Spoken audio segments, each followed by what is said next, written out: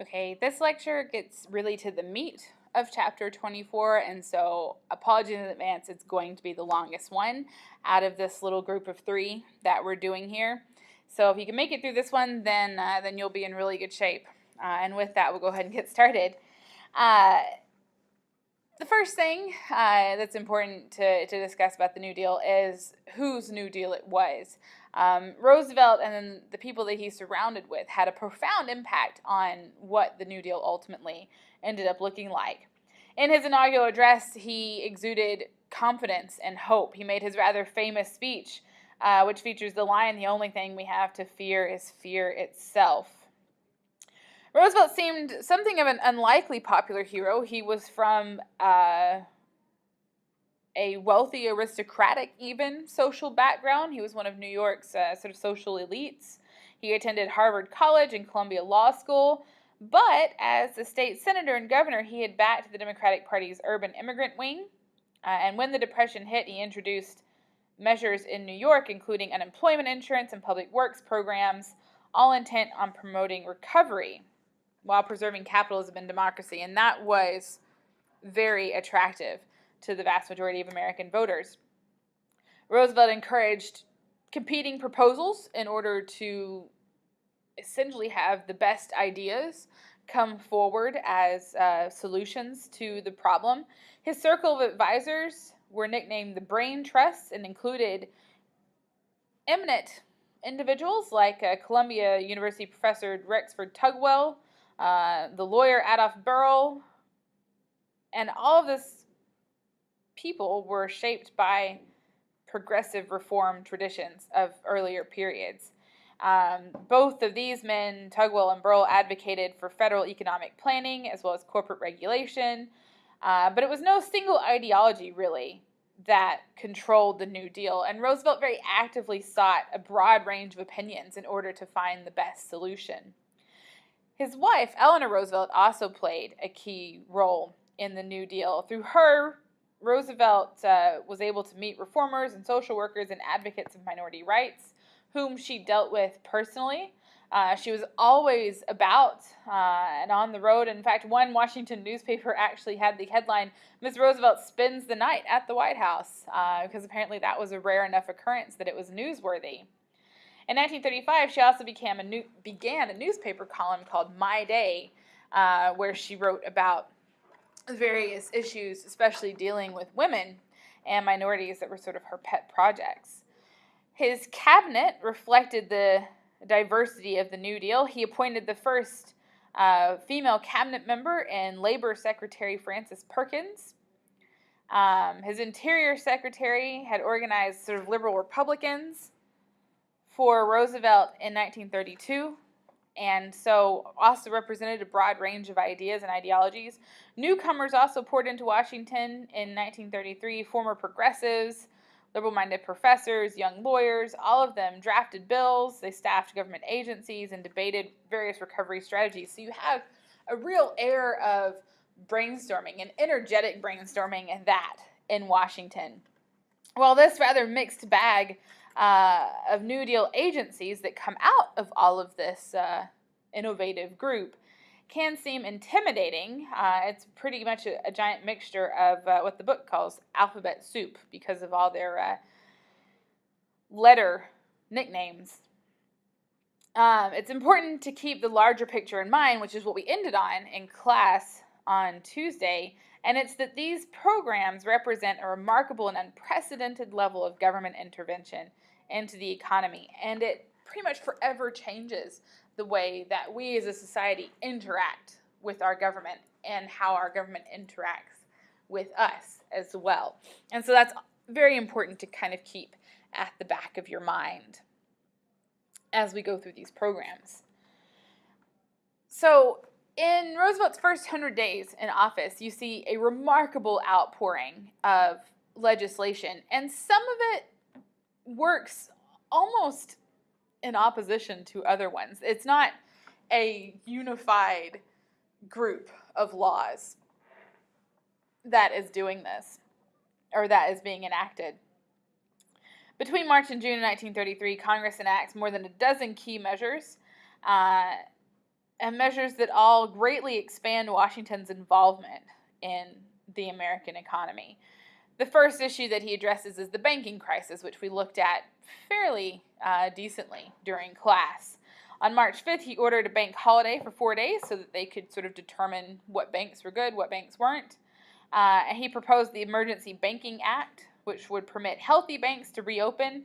He set up procedures, or this act rather, would set up procedures for managing failed banks and increase government oversight, and also, very importantly, required banks to separate savings deposits from investment funds, which meant that these banks were no longer able to use individuals' deposits that they're sort of saving for a rainy day in risky investment ventures. Also, very importantly, they set up the Federal Deposit Insurance Corporation, FDIC, to make sure that those deposits are insured up to a certain amount anyways.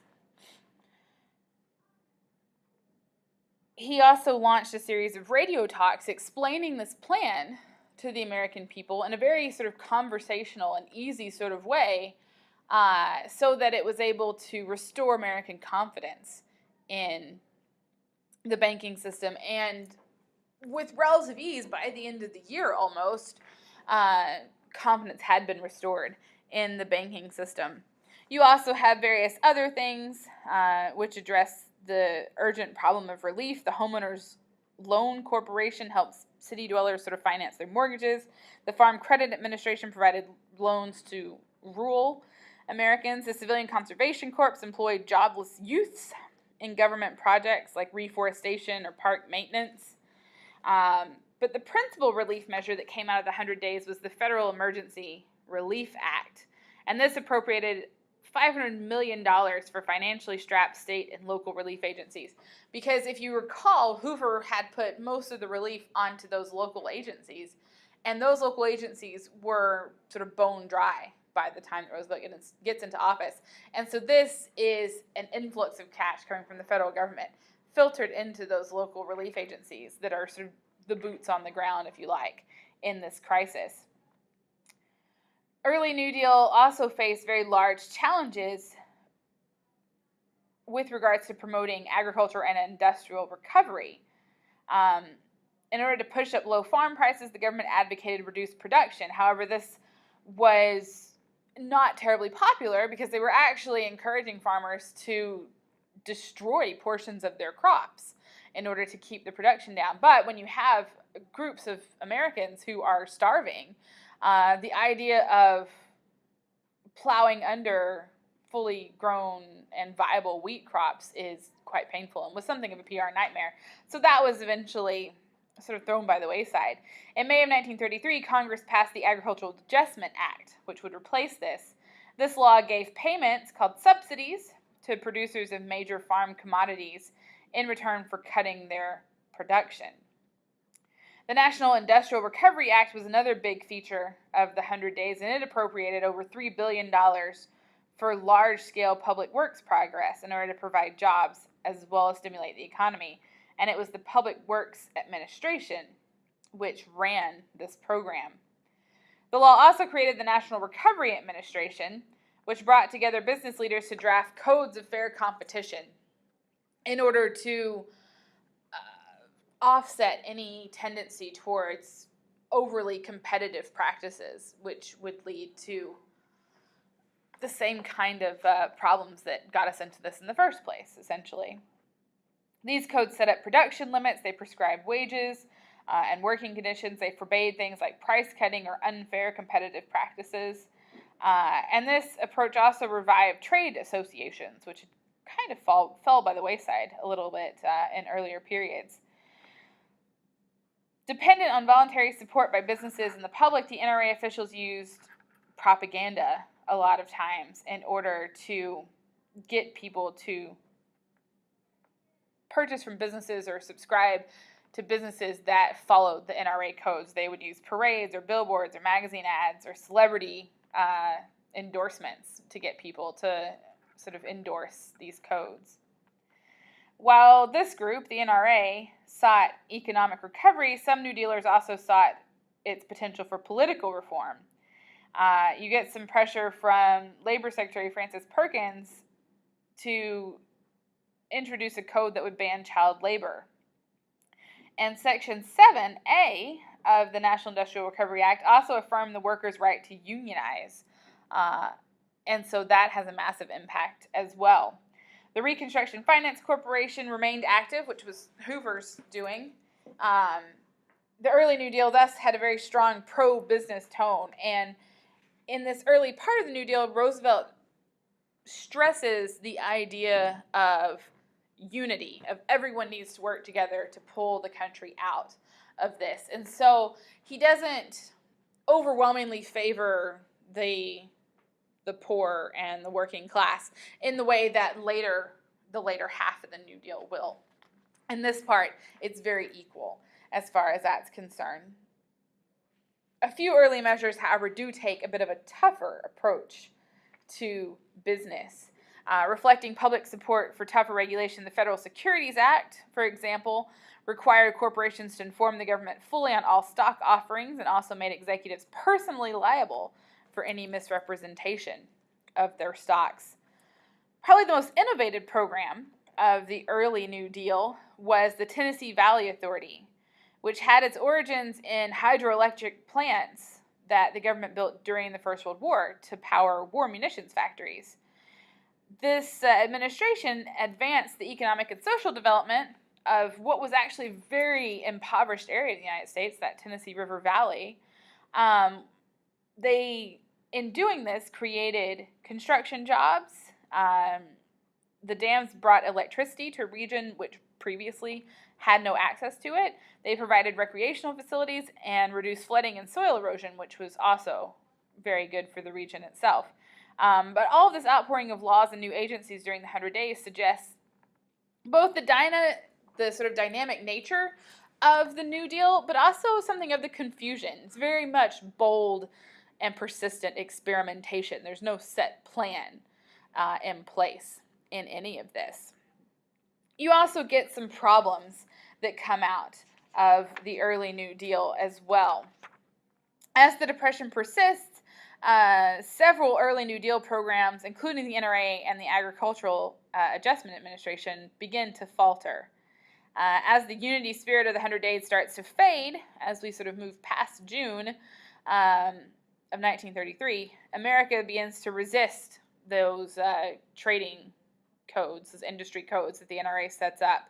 The agency itself, meanwhile, becomes very bogged down in drafting very trivial codes. For example, the shoulder pad industry had its own code of conduct. And so it becomes very much less effective of an agency. In May of 1935, the Supreme Court unanimously ruled the NRA, the National Industrial Recovery Administration, or the National Recovery Administration, rather, unconstitutional, and it cited two reasons. The first of these was that the law gave the president regulatory powers that belonged to Congress via the Constitution, and second, that the organization regulated commerce within states. The federal government was only permitted through the Constitution to regulate interstate commerce. However, very few people mourned the death of the NRA because it had become largely ineffective by 1935. And so this, again, represents that confusion that I talked about. As far as the Agricultural Adjustment Administration, it also faced controversy. Farm prices did rise as production fell, and by 1937, overall farm income had increased by about 50%, but the agency didn't help laborers or migrant workers. It only helped people who actually owned the farms. So sharecroppers, tenant workers, or tenant farmers, migrant laborers, none of those people got any benefit from this law. In 1934, an interracial Southern Tenant Farmers Union emerged in Arkansas to protest. However, it wasn't obviously sort of clear goings for them either. Some New Dealers focused on raising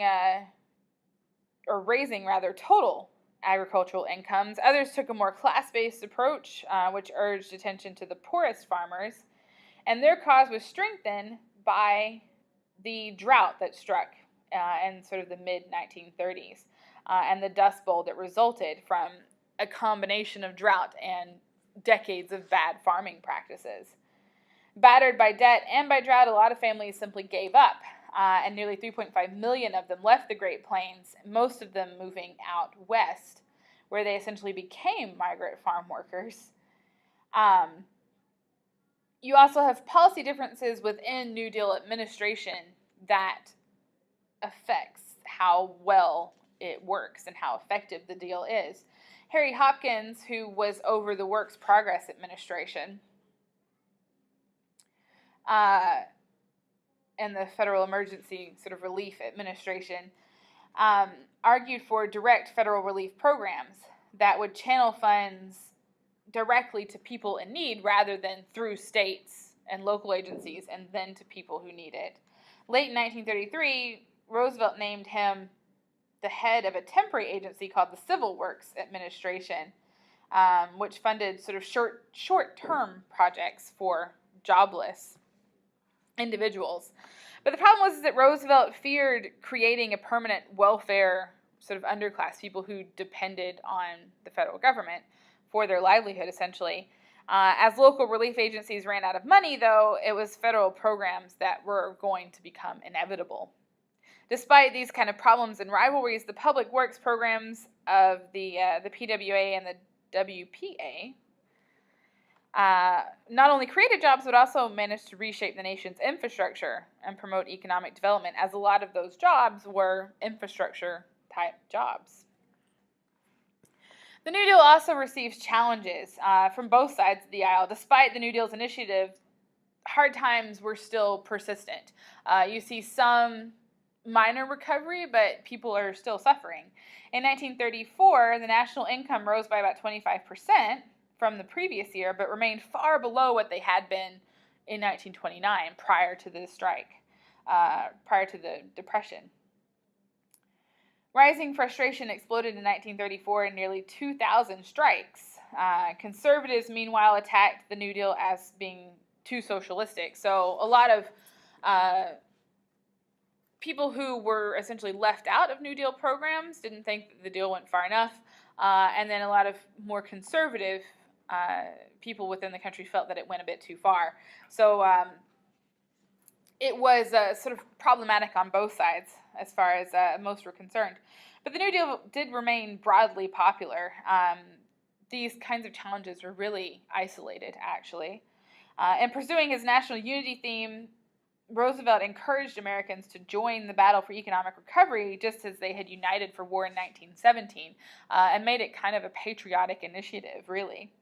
Roosevelt loved public appearances as well, and he took very naturally to radio, and his fireside chats, as they were called, were extremely successful in getting the public on his side. The 1934 midterm election ratified the New Deal's popularity as well. It actually reversed the usual pattern where the current party would actually lose ground. The Democrats actually managed to increase their congressional majorities in the midterm. Yet the political scene remained very unstable. While conservatives criticized the New Deal for going too far, critics attacked it for going not far enough on the left, and ridiculed his efforts to include big business in this sort of all-American team.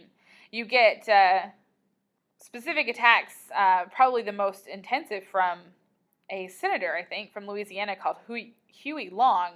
He advocated a program which he called the Share Our Wealth program, which would include 100% tax on all incomes over $1 million, appropriating of fortunes all over $5 million, and once the money was redistributed, every family, he promised, could live in comfort. He actually garnered quite a following. By 1935, he boasted that he had about 7.5 million supporters. And it's kind of in response to this that you see a fundamental change in the way that the New Deal ultimately begins to work. Roosevelt regains the political high ground in 1935 with this fresh new outlook. And so you see the New Deal begin to abandon a lot of its pro-business aspects and focus its attention instead on championing the plight of the poor and the working class. So yeah, now we go into a period that one might refer to as the Second New Deal. We see another really huge outpouring of legislation in this period, and most of it this time aimed at helping lower class Americans. With unemployment still very high, Congress passes a $5 billion Emergency Relief Appropriation Act in April of 1935 and sets up the Works Progress Administration, the WPA, which is controlled by Harry Hopkins, in order to funnel that assistance directly to jobless individuals. Roosevelt insisted that the WPA provide work, however, instead of handouts, and so you see it producing a lot of jobs. Over 8 million Americans were put to work, largely on construction jobs, doing infrastructure projects like improving bridges, roads, building post offices, other public facilities. The WPA also assisted groups of individuals like writers, performers, artists. The Federal Writers Project employed writers to produce state and city guides and histories of ethnic and immigrant groups. The Federal Music Project employed musicians to give free concerts featuring American composers. Artists designed murals and painted them on federal buildings. The Federal Theater Project employed actors in order to dramatize current and social issues, which were quite popular. The Second New Deal's agricultural policy also addressed the plight of sharecroppers and other poor farmers that were ultimately left out of the Agricultural Adjustment Act. Resettlement Administration was created to make loans to help tenant farmers buy their own farms and to enable displaced sharecroppers, tenants, and Dust Bowl migrants to move to more productive areas. The Rural Electrification Administration also started in 1935, made low-interest loans to utility companies and farmers' cooperatives in order to extend electricity to the roughly 90% of rural America that still didn't have it. The Agricultural Recovery Program suffered a setback in January of 1936 when the Supreme Court declared the AAA, the Adjustment Act, unconstitutional. And in order to replace it, Congress passed a Soil Conservation Act, which would pay farmers to plant things like grasses and legumes instead of soil-depleting crops like wheat and cotton, which also happened to be major surplus commodities, conveniently enough. Organized labor also won a very key victory in 1935, thanks largely to the support of Senator Robert Wagner. In 1935, when the Supreme Court outlawed the NIRA, the National Industrial Recovery Act, this included Section 7A, which protected union members' rights. And so FDR called for a labor act, which would survive court scrutiny. And out of this, you have the National Labor Relations Act, or otherwise known as the Wagner Act. And this guaranteed collective bargaining rights and outlawed management tactics like blacklisting union organizers. The Second New Deal's much more class-conscious thrust shaped other 1935 measures as well. The Banking Act strengthened the Federal Reserve Board's control over national financial system. Public Utilities Holding Act targeted sprawling public utility empires that had thrived in the 1920s. In 1935, Roosevelt called for steeper taxes on the rich in order to combat unjust concentration of wealth and economic power, as he described it, and the Wealth Tax Act was passed, which raised taxes on corporations and the well-to-do. It had quite a lot of loopholes, so the law wasn't quite what some believed it to be, but it did express this much more radical spirit that characterizes the Second New Deal. Another extremely large part of this is the Social Security Act, which gets passed in 1935, and it has very long-term significance as well, obviously. This measure drew upon progressive-era ideas and European social welfare programs. It mixed federal and state systems of workers' pensions and unemployment insurance and survivors' benefits, as well as aid for disabled. Taxes would be paid partly by employers and partly by workers, meaning that companies would pay a portion towards Social Security at the end of every year, and then workers would have a portion of their income taken out and filtered towards Social Security, and all of this would help fund the program. The Social Security Act bypassed certain groups, though, who didn't work for companies, so people like farmers, domestic workers and self-employed, none of which were sort of covered under the umbrella of the Social Security Act. But it did establish the principle of federal responsibility for social welfare, and eventually it was expanded to include these groups as well. By 1935, you pretty much see the end of the Second New Deal.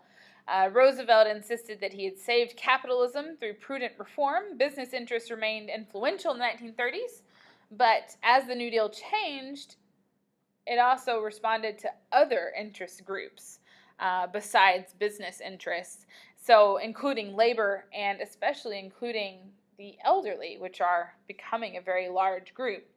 In the process, the New Deal enlarged the government role in American life in general, as well as the power of the presidency, kind of specifically. Roosevelt dominated the 1930s politics in the same way that his relative, Theodore Roosevelt, had dominated progressive politics. And Americans now expected presidents to offer programs to address national issues and to shape the public debate in the way that Roosevelt did. That becomes kind of a part of the job now, and it's something that we expect from our presidents as a result of him and his actions.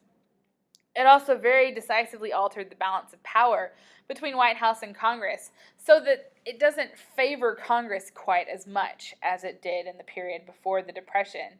The New Deal is important, also lays out how it enlarges the scope of the presidency and the social role of the state in regulating society.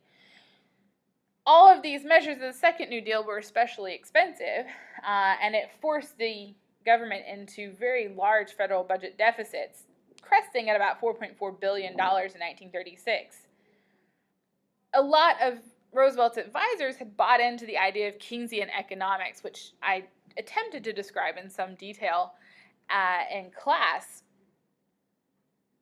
The New Deal approach was not intrinsically Keynesian, though, because every dollar spent on relief programs was counterbalanced by taxation or by government borrowing, so the stimulus effect was extremely limited in that way. Roosevelt saw deficits as an unwelcome necessity rather than a positive good, which is what these sort of Keynesian economists saw. The second phase more frankly targeted workers and the poor and the disadvantaged, and so were ultimately going to be more costly. And it was ultimately political arguments which changed Roosevelt's mind and encouraged him to actually kind of embrace that deficit spending, which was able to pull us more definitely out of the Depression in that way. Environmental issues also loomed very large in the New Deal. Soil conservation had a very high priority. As we've talked about before, bad farming procedures as well as extensive drought had caused a huge issue as far as the agriculture goes. And the Department of Agriculture Soil Conservation Service promoted contour plowing, crop rotation, soil strengthening grasses, other things in order to prevent this kind of thing from being a problem in the future. The TVA dams also helped to control floods that worsened erosion in areas where they were prominent, like the Tennessee Valley. The New Deal also had a very profound effect on national park development. The administration created some 160 new national wildlife refuges during the period of the 1930s. Wildlife preservation movements also gained a lot of momentum in the 30s, and it was supported by groups like the Wilderness Society or the National Wildlife Federation. And it was pressure from these groups which pushed Congress to begin setting aside protected wilderness areas. By later standards, the environmental record of the New Deal is not terribly impressive because you have to balance it with the existence of massive sort of hydroelectric plants, which, while good in that they bring electricity to large portions of the population that didn't have it before, it has environmental consequences to those things. But viewed in that context, the environmental record is very impressive.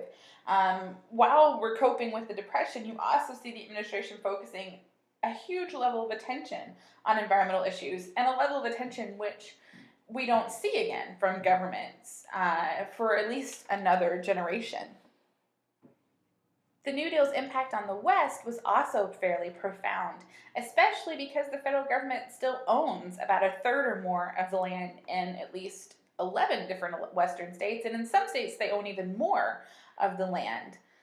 New Deal agencies and laws like the Soil Conservation Act set new rules for Western agriculture, which impacts the way that those lands are developed. Agencies like the PWA and the WPA build a lot of large projects in the West, anything from public buildings like courthouses or post offices to tourist facilities, and above all, they built dams, with, of course, the most notable being Hoover Dam. Hoover Dam, which was authorized in 1928 when Hoover first took office, and was actually completed in the 1930s. Especially important in the West was the New Deal initiative, the National Planning Board, which later became the National Resources Planning Board. And this helped to facilitate management of regional resources like water, soil, timber, and minerals, and also greatly affected the development of the West. So you don't have the sort of runaway environmental exploitation that we have in earlier periods in the West. You actually see a lot more regulation with an eye to effectively utilizing those resources following the New Deal. The New Deal gets effectively split into two parts. The first part we've just discussed, more or less, and that pretty much spans Roosevelt's first term in office. In 1936, when he runs again, Roosevelt wins pretty much the greatest landslide since 1820. He carries every single state in the Union except for Maine and Vermont, as the map here indicates. His Republican opponent, Landon, even lost Kansas, which was his home state. He was the governor of Kansas before he ran. The Democrats also increased their majorities in Congress, which is almost unheard of. Usually, second-term presidents who come in with large majorities in Congress tend to lose them a little bit afterwards as well, but he actually increased his. People were extremely pleased, more or less, with the way that Roosevelt was handling the Depression in his first term in office. And in 1936, we see some very significant voter shifts. We see the formation of new coalitions of voters in 1936. People who traditionally went for Republicans are now grouping behind Roosevelt and behind the New Deal. And this signals the emergence of a new New Deal coalition, a Democratic coalition. Since Reconstruction, the Democrats had enjoyed three main bases of support: the white South, parts of the West, and urban white ethnic voters. And Roosevelt retained all of these bases, but he added to it. Sort of building on Al Smith's urban gains in 1928, Roosevelt carried the nation's 12 largest cities in 1936, similar to what Smith did previously. But he also expanded that base. He courted farmers and union members openly in 1936, kind of abandoning that pro-business stance previously. Union members freely join in with Roosevelt in 1936 because of this. Most importantly, this is when we see the shift in African American voters. Traditionally, African American voters, when they were able to vote, all voted for the party of Lincoln, the Republican Party. And although in 1936, most Southern blacks remained disenfranchised, Northern blacks could vote. And as late as 1932, you start to see a shift. They're still voting Republican, but in 1932, you start to see a shift away from the Republican Party. And in 1936, you see an overwhelming shift away from the Republican Party. Fully 76% of black voters support FDR in 1936. Economically, the shift made sense. New Deal relief programs greatly aided black Americans. However, on racial justice issues, the New Deal's record is mixed at best. In some limited ways, Roosevelt did address racial issues. He very cautiously tried to rid the New Deal agencies of blatant racism at least. He appointed more than 100 Black Americans to policy level as well as judicial positions. And Eleanor Roosevelt made great strides towards encouraging the inclusion of African Americans. The New Deal also supported racial justice, at least in symbolic ways. But even symbolic gestures outraged a lot of Southern whites who were sort of the traditional Democratic base. When a Black minister delivered the invocation at the 1936 Democratic Convention, one South Carolina senator very noisily stalked out in protest of that inclusion. Led by Molly Dewson, who was the head of the Democratic Party's Women Division, the New Deal also courted women voters. Dewson didn't particularly promote a specifically feminist agenda. The New Deal's economic programs, she argued, would benefit everyone, women as well as men. Roosevelt did, however, appoint the first woman cabinet member, who we already discussed, the Secretary of Labor, Frances Perkins, the first woman ambassador, a number of female federal judges. Despite these symbolic gestures, though, the appointment of very few African American as well as female officials, racial and gender discrimination was still a very pervasive feature of U.S. society in the 1930s, and Roosevelt, kind of grappling with the Depression, did very little to actually try and change any of these things. But as a result of these efforts, you see a shift. Women voters are embracing the New Deal, and African American voters overwhelmingly embrace the New Deal. And it's actually almost a permanent shift with African American voters, as most of them today still support the Democratic Party as a legacy of Roosevelt and his New Deal coalition. That New Deal coalition also carries Harry Truman through to the presidency. It carries John Kennedy through to the presidency, and it carries Lyndon Johnson through to the presidency. It only really breaks up after Johnson. And so the New Deal coalition, very influential to future American politics as well. Buoyed by his overwhelming mandate that he wins in 1936, Roosevelt attempts a very controversial new move in his attempt to restructure the Supreme Court as part of his second New Deal. And the reason for this is that he senses that the sort of conservative bias of the court puts a lot of his New Deal legislation in danger. In fact, with the Social Security Act, which we'll discuss in more detail later, some corporate lawyers were advising their businesses just to ignore the act because it was almost certain the Supreme Court would strike it down.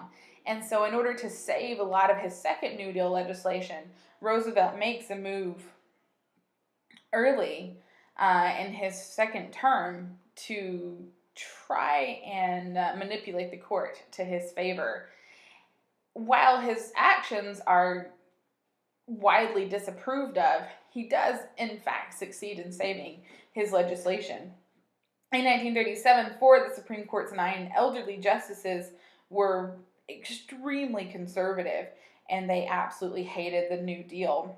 They had struck down the NRA, the National Recovery Administration, the Agricultural Adjustment Act, as well as a lot of progressive state laws. And Roosevelt feared for measures like the Social Security Act and the Wagner Act, which we'll talk about a little bit later.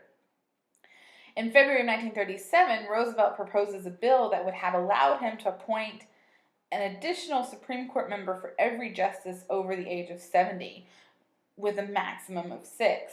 He insisted that this would ease the aging justices' heavy workload, but the political motivation was quite obvious.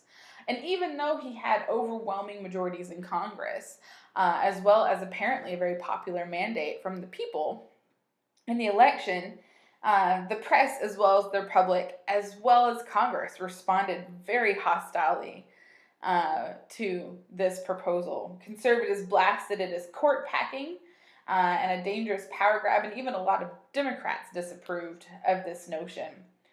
His challenge to the court, plus his 1936 electoral victory, sent very powerful political signals to the justices as well. And so even though his proposal failed, The justices moderated their decisions in response to this. They definitely felt the threat. In 1937, the court upheld several New Deal measures, including the Wagner Act, the state minimum wage.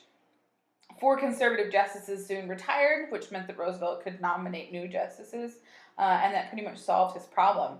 Overall, you see a shift in the Supreme Court's constitutional views during the New Deal. For decades, the court had interpreted very narrowly the Commerce Clause of the Constitution, which empowered the government to regulate business. But after the 1930s, the court interprets the Commerce Clause much more broadly and proves to be much more receptive to things like business regulation, as well as the protection of individual rights and property rights against businesses following this. And so you actually see the court moving a lot more to the middle following the New Deal, kind of as a result of this action. After a sort of partial recovery from the New Deal, the economy dips quite ominously in August of 1937. And at least part of that had to do with federal policies. Roosevelt could see that recovery was kind of happening, and so he scales back some of the New Deal legislation, and that sends the country into yet another recession, which became known as the Roosevelt Recession. Some of his advisors had embraced John Maynard Keynes' advocacy of deficit spending as the key to recovery, and they warned him of a possible political backlash if conditions worsened. And convinced by this argument, in April of 1938, Roosevelt authorized more relief spending in order to deal with it. So we finally sort of move into the final measures of the New Deal. And I'm sorry, I just realized I've actually already spoken about the Wagner Act and Social Security rather than doing them later. Apologies, I'm doing this over a couple of days, and so I've forgotten what I'd already talked about. But these last measures are offered in 1936 by Roosevelt, and there are a couple of domestic measures. Congress, however, enacts several other significant measures. In 1937, Congress creates the Farm Security Administration in order to replace the rather underfunded Resettlement Administration. This new agency made low-interest loans to help tenant farmers and sharecroppers become farm owners, and often rejected, however, the poorest farmers' loan applications as too risky, and so the impact of the program was significantly weakened by that feature. The FSA operated camps, however, which offered shelter and medical services to impoverished migrant workers, and so actually worked to alleviate some of that suffering. Other measures set precedents for the future. The 1937 Housing Act appropriated $500 million for slum clearance and public housing projects, which would vastly expand after the war in the 1950s. The Fair Labor Standards Act of 1938 banned child labor and also set a national minimum wage and a maximum work week of 40 hours. And despite a lot of loopholes, the law helped exploited workers and underscored the government's role in regulating abusive workplace conditions, which has lasted well into the future. The 1938 Agricultural Adjustment Act also created a mechanism by which the government, in years of big harvests and low prices, could make loans to farmers and warehouse their surplus crops to save for years where you have lower production. Overall, the New Deal farm policy produced mixed results. Large-scale growers benefited from government payments, but the cumbersome price support mechanisms created a lot of problems. The FSA assisted some tenants and sharecroppers and small farmers, although not the neediest of them, but it did very little to slow any kind of long-term decline.